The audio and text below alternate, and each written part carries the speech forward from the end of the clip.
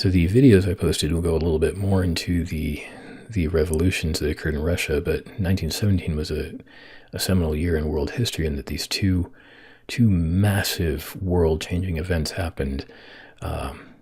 One of them was Russia's revolutions. So basically, the Tsar in 1916 had been losing more and more confidence. A couple of reasons for that.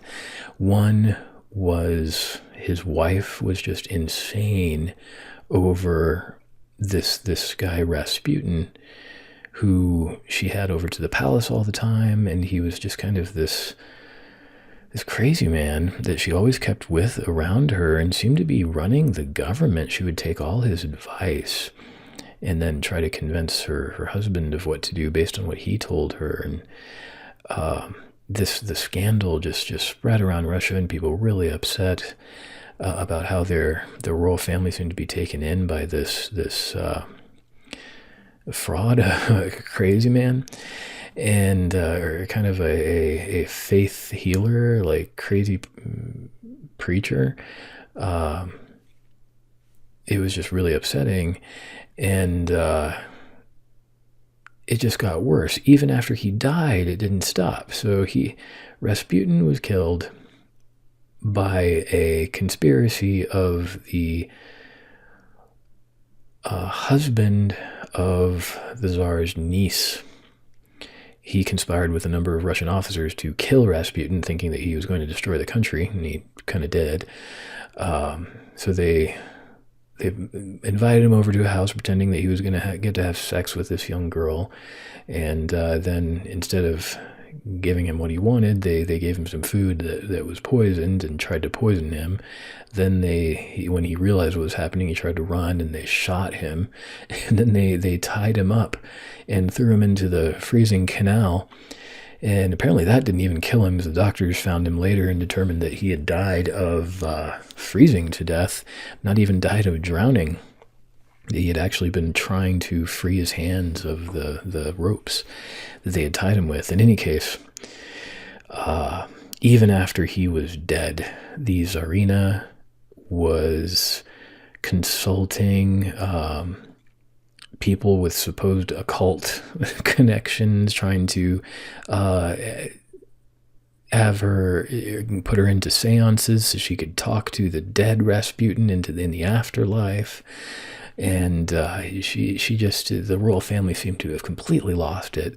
So that was one reason the public lost confidence in the Tsar's government. The other reason was that the Tsar himself had taken over the war effort, and he was doing actually an okay job, but he seemed to be working more for the allies of Russia and not for the Russian people, because the war effort was going okay in 1916 for Russia. It wasn't going great, but Russia did have some successes that it could point to.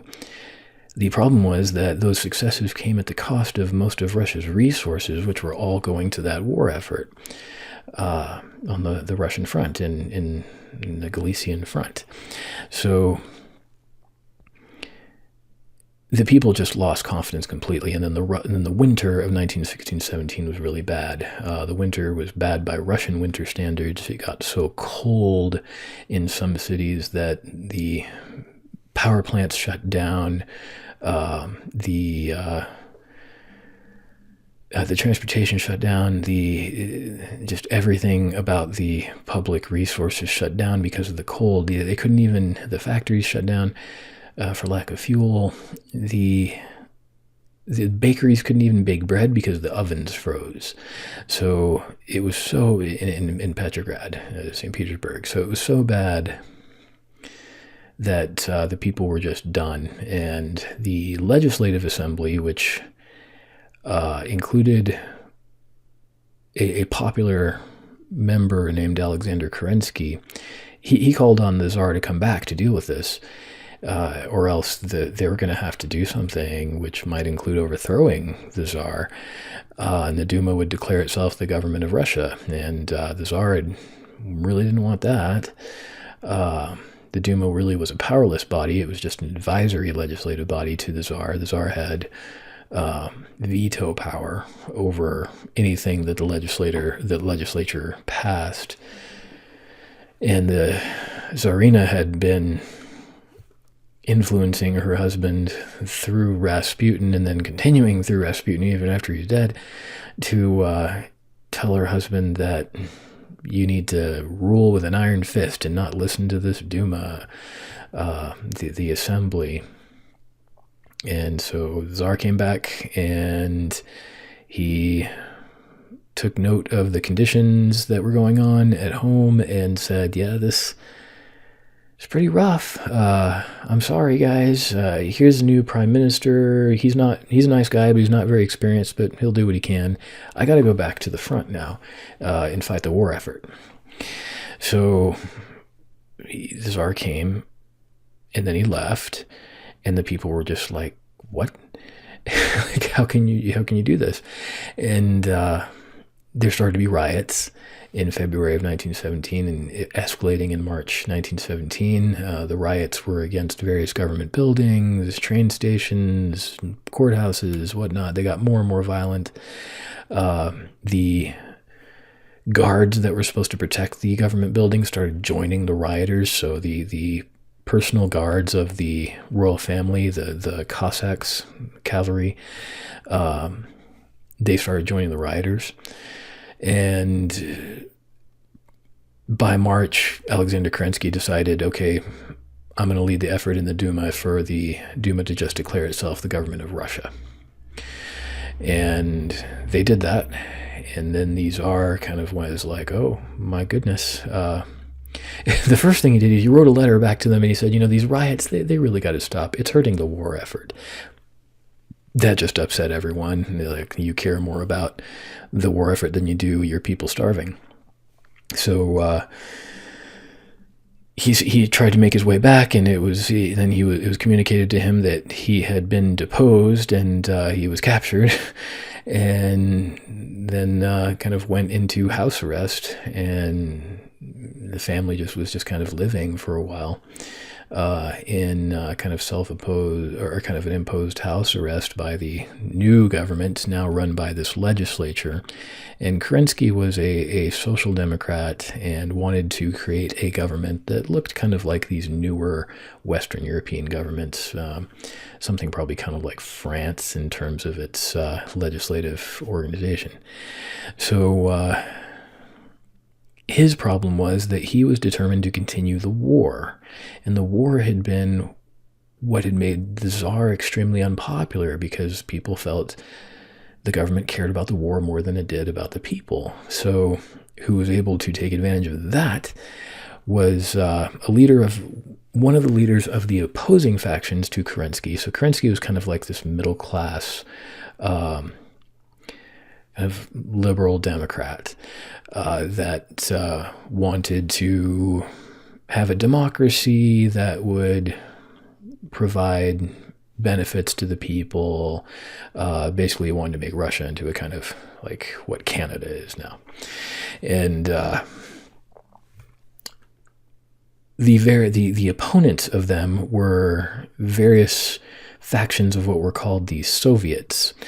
The Soviets were worker councils in the various towns and cities. The biggest one was Petrograd Soviet, and they were basically elected by the workers of their towns. And if you think of kind of a union representative, that's kind of what these Soviets were. And Soviet is a word in Russian that kind of means council. And there were a number of these around the country. The biggest one was Petrograd's, and they were split in various ways of what they wanted to do.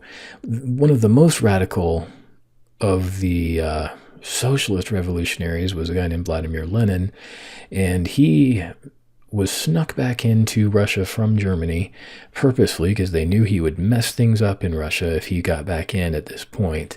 And so Germany purposely wanted him to make trouble.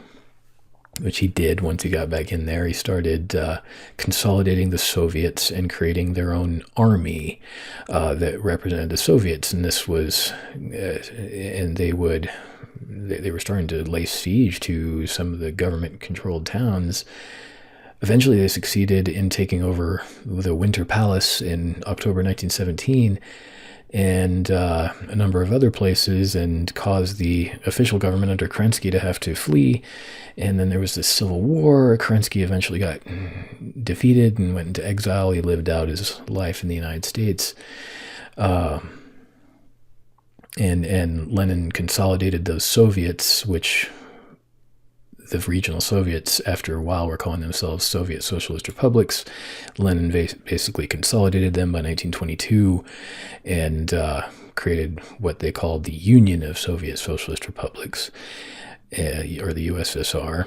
And then throughout that whole time, there was a civil war going on between them and the more conventional, the supporters of the more conventional democratic government, which were what were called the Whites. And the Soviets won. Basically, they outfought the Whites, despite the efforts of various countries to help. And basically, Lenin was the most radical in terms of his communistic politics. And he argued that the Duma was just a tool of the capitalist class, and but what was successful about his argument was that the war seemed to prove it true, because Kerensky didn't stop the war. He just continued it. Lenin said, "I'm going to stop the war." And that pushed people to his side. So by October 1917, Lenin had consolidated control over most of Russia and was the in charge of the primary government, and he determined that Russia would exit the war and started working on peace negotiations with Germany, which would be completed in the spring of 1918. So for Germany, it was a big success, although then they demanded he give up a ton of Russian land. That was one of the major events. The other one was the U.S. entering the war in spring of 1917. This was in large part the fault of a guy named Arthur Zimmermann, and the fault of Germany's kind of just incompetence in diplomacy. In late 1916, Germany decided they were going to resume the unrestricted submarine warfare, and they were going to attack any shipping that was bringing any kind of supplies to the Allies. That included American ships. So they started attacking American ships. A German diplomat named Arthur Zimmermann, who people in Germany just assumed knew what he was talking about because he had been to America, and so he said he was the expert on America.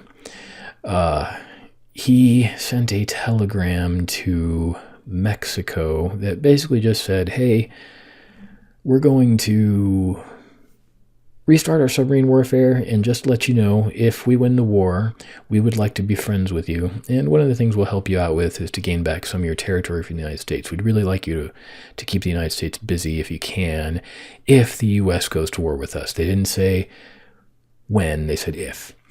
And Mexico just kind of ignored this, but who intercepted it was the British. The Germans were unaware the British had all the German telegram codes, and so they had found out this telegram existed almost or before some people in the German government did, and the British were like, score. They took this, the telegram was written in January of 1917. The British took it and held on to it, and they're like, we're going to play this card when it matters to us. And America was getting more and more upset about the submarine attacks on their ships. Increasingly more American ships were being attacked in January, February, March 1917. But even in the face of those attacks, Wilson, American President Woodrow Wilson, pushed back against going to war with Germany. He said, no, maybe we shouldn't. And in his public speeches, he said things like, we're going to work, America will be highly involved in working out a new peace. between the European powers, which made Britain really upset because he didn't say, we're going to work out a peace when Germany's defeated. He said, we're going to work out a peace that will make a better world. Britain was like, heck no, we're going to play this card now. So they played the card. They gave the telegram to Wilson and showed it to him. And then they said, if you don't want to support us in the war, if you don't support us more, we're going to release this to the public. Wilson kind of tried to hem and haw for a little bit longer, and then the British released the telegram to the public, and the American public was really upset. One reason the public was so upset was because Zimmerman admitted to the telegram. So at first, when the news of the telegram hit the papers, when the British released it, a lot of Americans didn't believe that Germany would be that stupid to send a telegram like that. And a reporter back in Germany asked Zimmerman, did you send this telegram? And he was like, yeah, I sent it. Why wouldn't I send it? I didn't say when America declares war on us. I said if it does, when we might do this. I didn't mean it for real, but obviously the American people didn't accept that as an excuse. It was no backseas. So the public fallout was something President Wilson just couldn't ignore. At that point, Wilson really didn't have much choice. He was forced by public opinion to ask for a declaration of war against Germany, which was approved by the U.S. Congress by a vote of about, it was something like 350 to 50. So there was some opposition, but it was mostly in favor. And Wilson's argument for the war would be that the world would be made safe for democracy. This was a pretty big reversal for him, since he had run in 1916 as for his re-election on keeping America out of the war. Now he's just been re-elected, and he's in 1916 he's saying in 1917, we're going to get into the war. But he tried to make it about these high-minded ideals, that it's about liberty, it's about justice, it's about democracy. That's why we're getting into the war. The U.S. was not prepared for the war at all. And so it took a good year, really, to ramp up the war production necessary. Despite war being declared in April 1917, the U.S. was not fit to fight until about April of 1918. That was when, so it was almost a full year. It was right at a full year later that America finally started sending troops in significant numbers. Its contributions for the rest of 1917 were pretty limited for the war effort, but the psychological contributions were huge. I mean, this was something Germany absolutely could not afford, because this is going to be a ton of fresh manpower, a ton of fresh money. It's going to be a disaster for them, or for Germany here.